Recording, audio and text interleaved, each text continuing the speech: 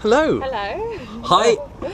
Welcome to Gentlemen Talks with the founders of the Cravat Club. Lovely to have you. Thanks for having us. Oh, pleasure. Pleasure. So it's just a lovely conversation. That's all we do at the Gentlemen Talks. So it's just a nice conversation about life, liberty, the pursuit of happiness and gentlemanliness. That's basically what we talk about. So please introduce yourselves and a little bit about you and your backgrounds. Okay, Julian, do you want to go first? Okay, I'm Julian Smith. I started the Cravat Club business a few years ago, and this is Jennifer. Jenny. I'm Jenny. I'm a director for Cravat Club, and I joined Julian's venture and kind of took it over a little bit. More than a little bit. More than a little bit. Now I'm running the business. It's all Julian's idea, like original, so he's the founder. The founder and the inspiration. Yes. That's the easy bit, actually. Sometimes it's quite it's easy to have an idea and maybe even start it, but then nothing very much happened until Jenny came along and made it all work. Yeah. So yes. Okay, so carry the execution. It's the execution thing. Yeah. So what made you start the Cravat Club, Julian? Well, I used to wear a cravat when I was in my early 20s, and it was in fashion for a very short time, then it seemed to disappear. And my father used to always wear a cravat, so yeah, I'm familiar with the idea, and I just thought that it should come back.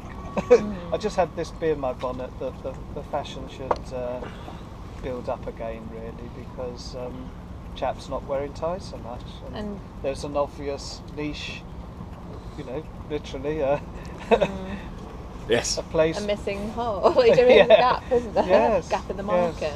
Yes. So it's become a bit of a mission, really. And it's a good mission to have. I admire the mission, and I'm a big fan of you and the Cravats in general. So absolutely, it's very good. So and Jenny, how did you get involved with the Cravats? Well, basically, I thought I'd just help out Julian on the kind of web side, because obviously he's not really in touch with. I'm not in touch with most things, really. More of a technophobe, fashion, I guess. all the things I should know about. I didn't really. I just had the idea. So Jenny, the initial thing was just to help out a little bit, and then obviously I got really into it, and I realised that cravats do look really good on men, and I think the way if men are a bit more self-conscious and a bit, dress more, put more effort into the way they dress, I think that's really important. It's just nice to look at. It's a nice presentation, isn't it? That's all it's about, like first impressions, and I think just a well-dressed man's, there should be more in England. There should be certainly more well-dressed men in England, that's for sure. But what was your background before you got involved with the Cravat Club? Well, I went to uni and I did business management. I also I've had experience in textiles as well, A level, but. To be honest, I went to Japan for 5 years, was teaching English, so it's something completely different field really for me. But I've always been into kind of fashion, and especially living in Japan, people dress really well over there, especially the men, they dress so well. It's completely different. Coming back to England, I just thought, why is everybody so, Why is everyone in tracksuits? Yeah, exactly, and then pajamas trainers? still. Yeah, it's just... it does make you realise that it would be nicer if, especially men, would put a bit more effort into the way they look, because I think it's very attractive from a woman's perspective. So. No, absolutely, I agree with that. I think that we talk about that all the time, saying that guys sort of forget that they need to make as much effort as ladies do. Yes, ladies think about the way they present themselves most of the time, whereas guys tend not to. And it's quite easy. You see that pretty much every day, every time we're around. They think they can get away with it, and obviously even going out or something, it's like they get more and more casually dressed. It's kind of, they think they can get away with anything really. It's just, I mean, it's one of my bugbears. I have this thing where I actually talk about it in the podcast with James, and I sort of one of the things that started me on The Perfect Gentleman was that I'd watched couples who are obviously out on a date, and a very early date, first or second date, and the lady's dressed up, and she must have spent, a good couple of hours thinking about what she's going to wear and dressed up, and the guy looks like he's fallen off the couch after playing PlayStation. He's in jeans and a t-shirt and tatty trainers, and you're like, you're on a date. Respect the date.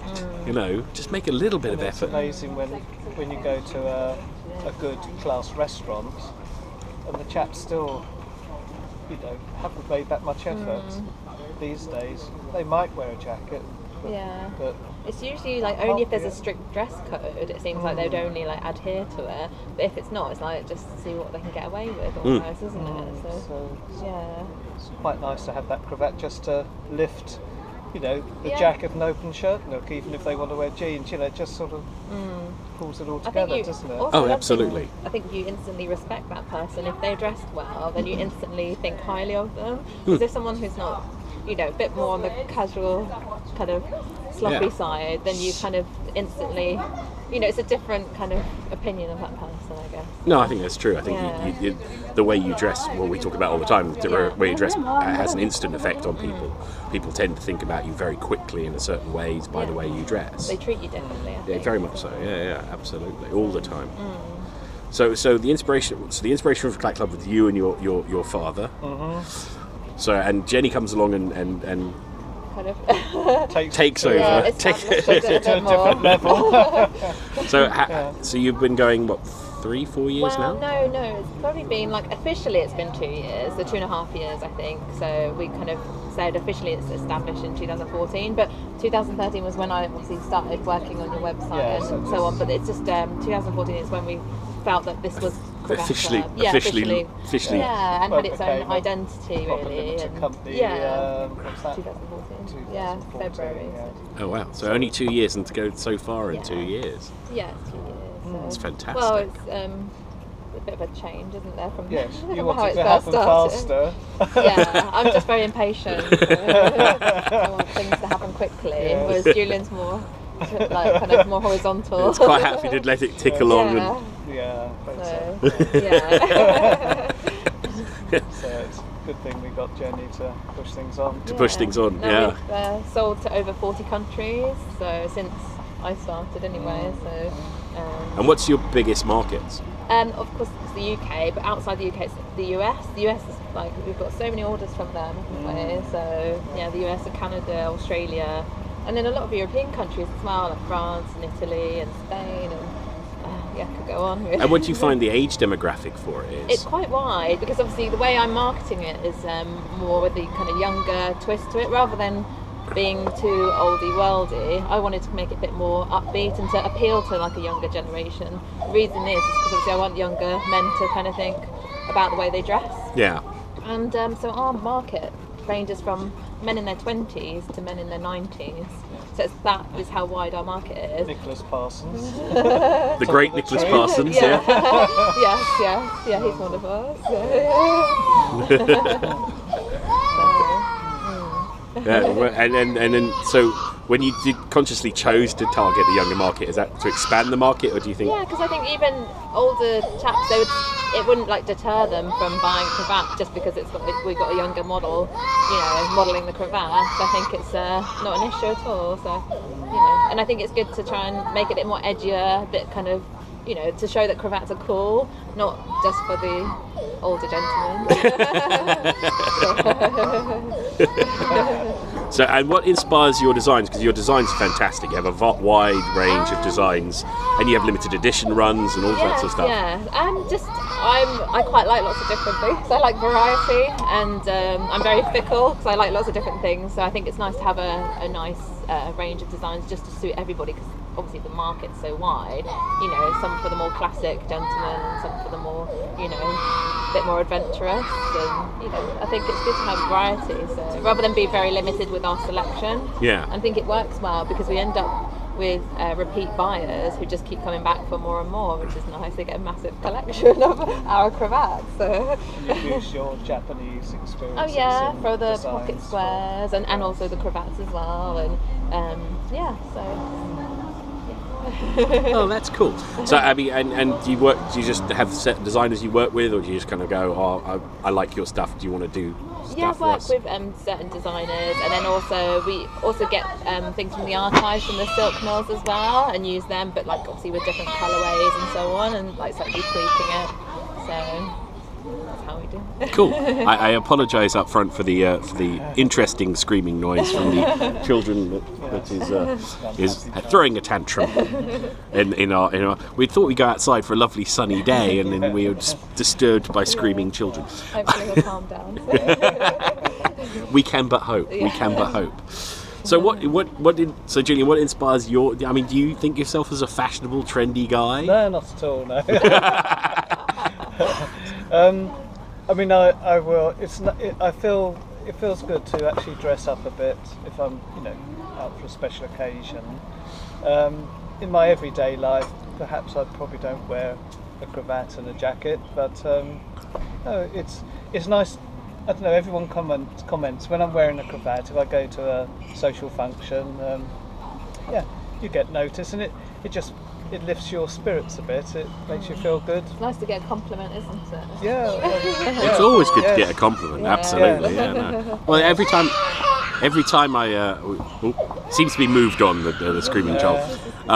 But every time I wear it, I always get compliments. So every time I wear a cravat, it's one of those things that people just go, oh, this is really, what is this? And especially the younger generation, they don't know what it is, so you have to sort of explain what a cravat is. No, I'm personally not, so I don't like to draw attention to myself. But You're not a flashy dresser. No, but it's something I feel, it feels right and comfortable, but on the other hand, it is different. It's making a statement, I suppose, and makes you stand out from the rest. So.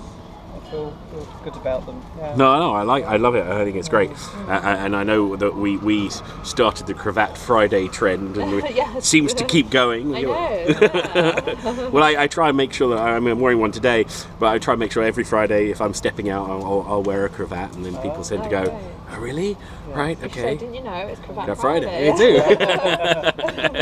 And get people more wearing cravats. Yeah. Well, as I said, I think I agree with what Nicholas Parsons said about so many open neck shirts, and it's kind of, especially guys tend to, especially I live in the city of London, and you just see guys in a navy suit with a white shirt, and they all look the same. And you kind of think, well, you could put a cravat on, or even a pocket square, and just make it stand out, make you sort of have some personality rather than all looking the same. Also, it just feels like there's something missing when it's an open neck shirt. It looks a bit kind of, you haven't finished. You need to finish it off really with something. Because we're tuned into cravats. You just notice all the potential. you almost want to sort of just adjust mine. Shop one to make sure it can be seen. Even when you see heads of state all together for their photo shoot, they all try and match each other, don't they? And I remember once they were all having some meeting in somewhere in Scandinavia, and the head of that state wasn't wearing a tie, so obviously all the others took their ties off because they didn't want to match, sort of dress above him. And so you see them all there and you think, God, if I knew they were all wearing cravats. Could you send off a bunch to the next G8 conference? Yeah, don't wear ties, gents, but here's a bunch of cravats. Great, wouldn't it?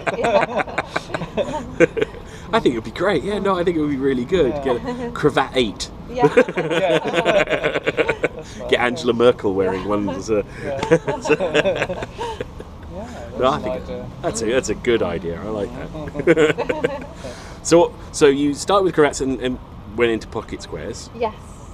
So I just thought I'd branch it out a little bit more, because so many people requested, oh, do you have pocket squares as well? Do you do matching pocket squares? And obviously we don't try and encourage matching. We try and encourage to mix and match and to complement. So the cravat with something different. So obviously what Julian's wearing, his riding cravat with a Chihiro pocket square, just to complement the colours. So and now we're doing scarves as well, silk scarves. Formal. Fabulous! Yeah, so that's great. So branching out a little bit, but not expanding the range. Not too far. We don't want to go too crazy. I think it's good to. Well, I was a bit sceptical at first, actually. About the pocket squares. Because I thought the Cravat Club we should be cravats. Just cravats, but no, it's a nice sort of fit, the two things, and now the scarves. Yeah. We get lots of customers buying, a cravat and then a pocket square with it to go with it. So. I think it's a good. I mean, that we had this whole discussion on the podcast about with James about matching ties with pocket squares and cravats with pocket squares, because the American convention is to match.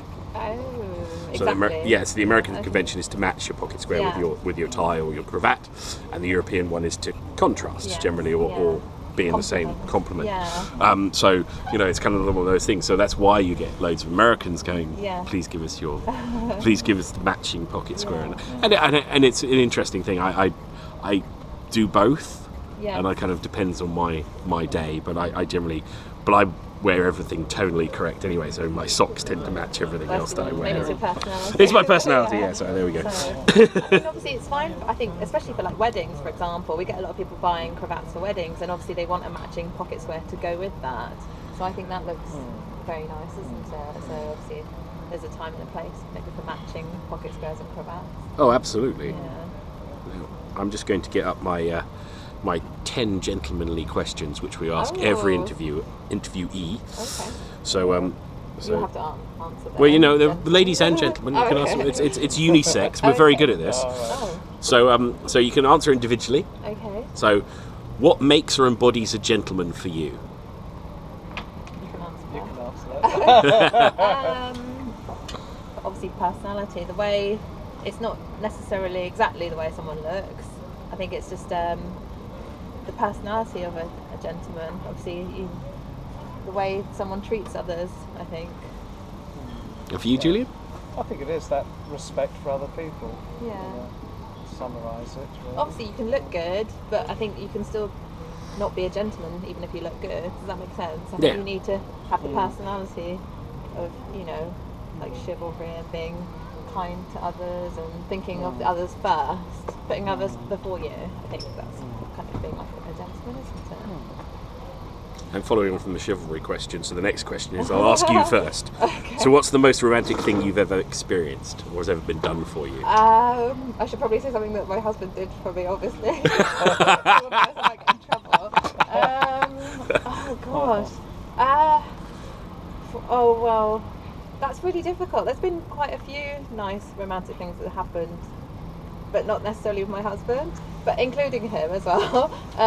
When we first started dating, very early stages, he kind of surprised me to take me to like a magic bar in Japan. And it was actually like, I wasn't like obsessed with magic, but I just thought actually it's quite nice. It's very different. It's not the same like take someone to a cinema or take someone to like a restaurant. It had a theme to it, so I thought that was quite romantic because it's different. It's like using your Oh, that's cool. Yes, no, I like that. It's difficult though. There's quite a few different ones. I have to pull out my memories. And what's the most romantic thing you've ever done? I've ever done.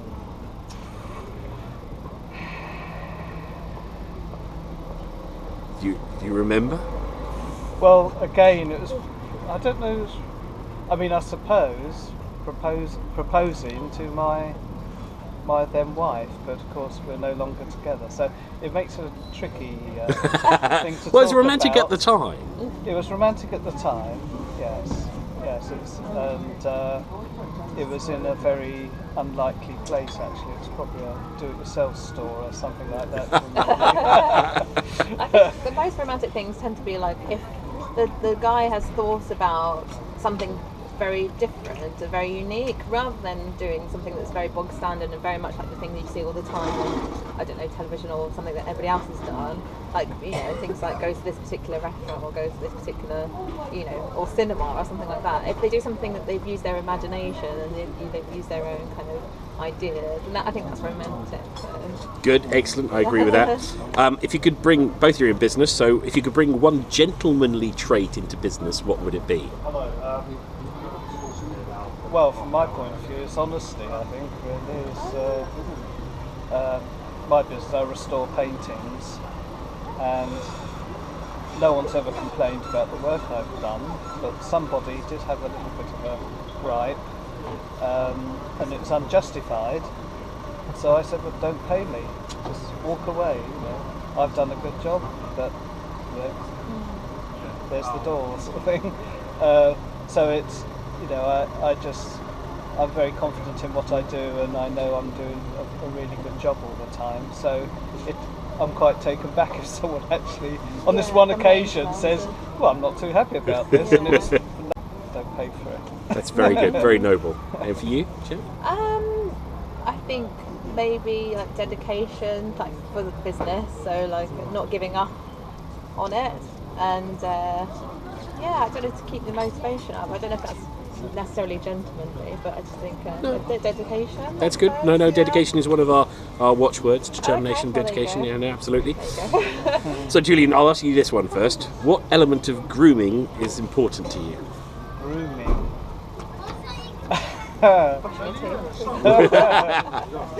Well, recently, I suppose, I was bought some really nice aftershaves. I like wearing that. Good, excellent. It's a bit subtle. As I haven't got too much hair to be groomed, there's not much I can do with it, really. But I wet shave. You wet shave? On special occasions, like today. Excellent. So special again. Thank you very much. We're honoured. You are honoured because basically I use a electric razor. And Jenny, so what's the most element of grooming that's most important for you on a gentleman? What do you notice? Be clean, I think. It's like good to smell nice and be clean, like a man who showers regularly and doesn't have a funny smell. That's the main, I think that's the most important. So my husband smells very good all the time, so good. I'm happy. Okay, excellent. Name an iconic gentleman. Oh. Who would you consider the sort of exemplar of gentleman? Could be someone historical, could be someone modern, it doesn't make any difference. Sean Connery. Okay. I mean, he's probably not someone but Mr. Steed in the Avengers is I think fits in with what you're after. Yeah, well, no, it's just come to mind. But that's great. No, I like that. That's good. I like. He's a Patrick McNee was a gentleman in real life, and Mr. Steed was an interesting gentleman. Let's put it that way in the Avengers. So I know the answer to this question, but I will ask it anyway. So, what's the most important item in your wardrobe? Cravat. And what's the most? Well, I know the answer. What's the most important item you'd like to see on a gentleman? A cravat. There we go. That was the easiest question of the lot, wasn't it? Why should there be more gentlemen in the world? It's to make it a happier place. I think there'll be more peace in the world. I think people will be happier, especially in the UK. It'd be nice to see more happier people in the UK. I think if men dress nice, I think that would make a massive effect on everything. It's a positive thing, isn't it? Yeah, it's good to be positive. I think in America there's a lot of positive people, which is great. I think in England we like to be a bit more cynical, and obviously that reflects in our humour, which is great because I love English comedy. But also I think it would be nice if we were a little bit more positive. I think, as a general nation. Yeah. And I think if men dressed better, I think that would probably make people more positive, make women more positive anyway. Yeah, I mean, it just makes for a happier world, doesn't it? Really? I would agree with that. So what key skill should every young gentleman be taught? Any tips? Any tips that I've From your passed down, experience? because I'd have to pass on. Gosh, there's so many really, but I think just good manners is a good starting point. Absolutely. Build on from that, really. Yeah, I think manners, like the way you talk to someone, the words you use, the way you treat that person. I think that's really important. Cool. And although it's probably slightly different from the question, but I think if a man's kind of confident but quietly confident is the most attractive. Like someone who's arrogant or overly confident is not attractive, but someone who's quietly confident or self-assured is very attractive. That's a tip. What, and I think I might know the answer to this one as well. What should a gentleman never be without? Cravat. Yeah, I just thought that might be. I'm trying to think of something, Different. Not cravat and pocket square. a gentlewoman or something. Oh, yeah. Well, No, well. not necessarily, no. I was trying to think of something other than cravat to say. And so finish this sentence for me. A gentleman should always. You do it first. Give me time to think. Apart from wearing a cravat. Apart from not wearing- always, no. I wouldn't impose that on him, but Sorry. go on. Just the gentleman should always think of others before themselves. I like that one very much. Yes.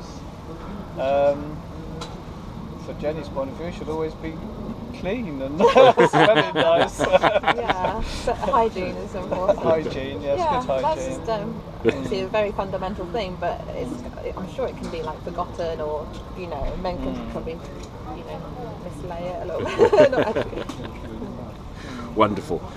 Excellent. Well, thank you very much for your time. Thank you very much for taking part in Gentleman Talks with us. And everyone should look out for the next Cravat Club collection. When do you launch them regularly? Well, we've just had our spring-summer photo shoot on Friday, so that showcases our spring-summer collection. And is it live on the website now? Yes. Excellent. You can see all the new pictures and our new model, who's particularly attractive as well. Showcasing it very well. Excellent. Well, thank you very much for your time. Thank you. Lovely to talk to you. Lovely to talk to you too.